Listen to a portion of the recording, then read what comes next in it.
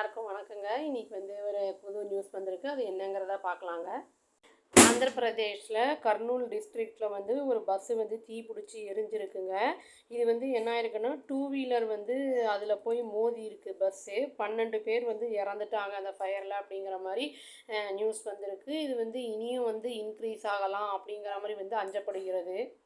ஹரிகா அப்படிங்கிறவங்க தூங்கிட்டு இருந்திருக்காங்க. அந்த லக்ஸுரி பஸ் அந்த இன்சிடெண்ட் நடந்தப்போ அந்த அர்லி திஸ் மார்னிங் இந்த காலையில் நடந்திருக்குது. இது என்ன இருக்குன்னா, அவங்க எந்திரிச்சு பார்க்கும்போது ஒரே ஃப்ளேம்ஸாக இருந்திருக்கு. அப்புறம் அவங்கள ரெஸ்கியூ பண்ணுறதுக்கு இந்த ஜன்னல்லாம் டோரெல்லாம் உடச்சி வெளியில் வந்திருக்காங்க. ஹரிகா எப்படியோ மேனேஜ் பண்ணி ஜம்ப் அவுட் பண்ணிட்டாங்க, எஸ்கேப் ஆகிட்டாங்க அவங்க. ஆனால் கொஞ்சம் அவங்க அது ஆஷ் ஆகிடுச்சு அப்படியே அந்த பஸ்ஸு. 19 பீப்புள் அதில் கொல்லப்பட்டிருக்காங்க அப்படிங்கிற மாதிரி இப்போ புதுசாக அந்த நியூஸ் சொல்லியிருக்காங்க. ஹரிகா என்ன சொல்லியிருக்காங்கன்னா, இந்த இன்சிடெண்ட் ஆக்சிடெண்ட் 3லேருந்து 3:30க்குள்ளே இது நடந்திருக்கணும் அப்படின்னு சொல்லியிருக்காங்க. அது அந்த 40 பேசஞ்சர்ஸில் ட்ராவல் பண்ணிகிட்டு இருந்திருக்கு அந்த பஸ்ஸு. பெங்களூர்லேருந்து ஹைட்ராபாட்லேருந்து பெங்களூருக்கு போகிறதுக்கு அப்புறம் அப்படின்னு சொல்லியிருக்காங்க.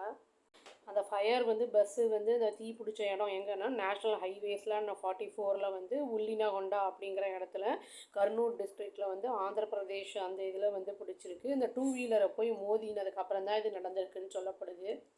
Most of the passengers deep ஸ்லீப்பில் இருந்திருக்காங்க. ஃபஸ்ட்டு ஸ்டார்ட் ஆனப்போ அப்புறம் இது எக்ஸிட் ஆகிறதுக்கு அந்த ஃபயர் ஆனது ரொம்ப டிஃபிகல்ட்டாக இருந்தது அப்படிங்கிற மாதிரியும் சொல்லியிருக்காங்க.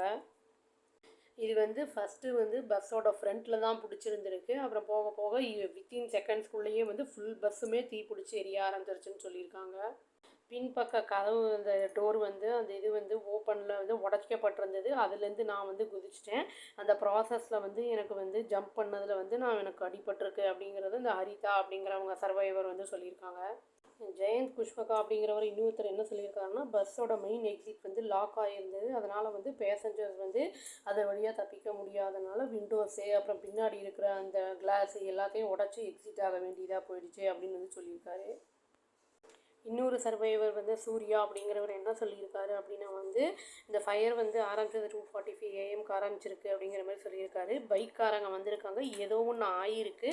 பட் அதில் எங்களுக்கு கிளாரிட்டி ஒன்றும் இல்லை. பட் அந்த பைக் இந்த அண்டர் த பஸ் போயிடுச்சு.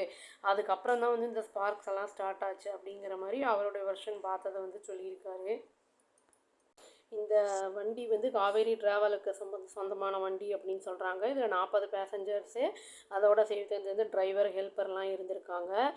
இந்த இதை ஃபயர் ஆனதில் 20 பீப்புள் வெளியில் குதிச்சிட்டாங்க பிரேக் பண்ணி விண்டோஸை.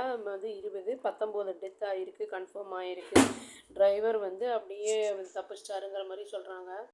சில பாடிஸ்லாம் கம்ப்ளீட்டாக பேர்ன் ஆகிருக்கு, ஐடென்டிஃபிகேஷனே பண்ண முடியாத அளவுக்கு. இதை என்ன பண்ணியிருக்காங்கன்னா, ஆந்திர பிரதேஷ் டிரான்ஸ்போர்ட் அத்தாரிட்டிஸ் இப்போ வெரிஃபை பண்ணுறாங்க பஸ்ஸோட ஹெல்த்து, அதை பற்றி எப்படி இருக்குது கண்டிஷன் அப்படிங்கிறத. பிரைம் மினிஸ்டர் நரேந்திர மோடி என்ன அனௌன்ஸ் பண்ணியிருக்காங்கன்னா, ஃபினான்ஷியல் சப்போர்ட் கொடுக்குறோம் நாங்கள். அதாவது 2 லட்சம் கொடுக்குறோம். அதாவது இப்போ எந்தெந்த ஃபேமிலியில் இழந்திருக்காங்களோ அவங்க, அப்புறம் 50,000 இன்ஜூர்ட் பீப்புளுக்கு கொடுக்குறோன்னு சொல்லியிருக்காங்க. அப்புறம் சந்திரபாபு நாயுடு அவரும் இந்த மாதிரி நாங்கள் சப்போர்ட் கொடுக்குறோம், நாங்கள் கண்டிப்பாக அந்த டிசீஸ் ஃபேமிலிஸ்க்கு இன்ஜூரி ஆனவங்களுக்கெல்லாம் அப்படின்னு சொல்லியிருக்காங்க. இதோட மெயின் காரணம் 2 விதமாக சொல்லப்படுது. ஒன்று ஒரு மோட்டர் பைக் அது இடித்ததுனால ஸ்பார்க் வந்துருச்சு அப்படின்னு எரியப்பட்டிருக்குன்னு சொல்கிறாங்க. இன்னொன்று என்னென்னா, இந்த ஏசி ஷார்ட் சர்க்கியூட் ஆகிருக்கு அப்படிங்கிற மாதிரி சொல்கிறாங்க. இன்வெஸ்டிகேஷன் இப்போ நடந்துக்கிட்டு இருக்கு. இந்த மாதிரி நடந்த துரசம்பவம் இதே மாதிரி இந்த வோல்வோவோடது ராஜஸ்தான்லேயும் இதே மாதிரி ஒரு ஃபயர் ஆக்சிடெண்ட் ஆகிருக்கு அப்படின்னு கொஞ்சம் ஒரு மாதம் முன்னாடி ஆயிருக்குங்கிறது குறிப்பிடத்தக்கது. இறந்தவங்களுக்கெல்லாம் நம்ம ஆன்மா சாந்தி அடையணும்னு சொல்லி இந்த வீடியோவை நான் முடிச்சுக்கிறேங்க. அவ்வளோதான். தேங்க்யூ.